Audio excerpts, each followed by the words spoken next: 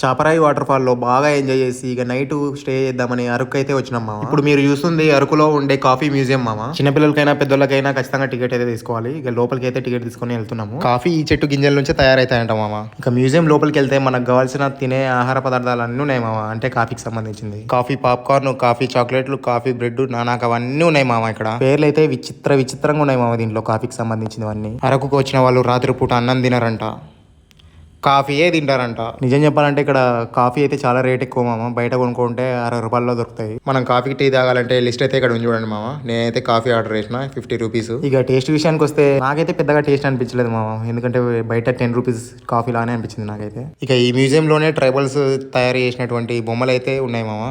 ఈ మ్యూజియంలో కాఫీ యొక్క చరిత్ర అయితే ఉంది మామ.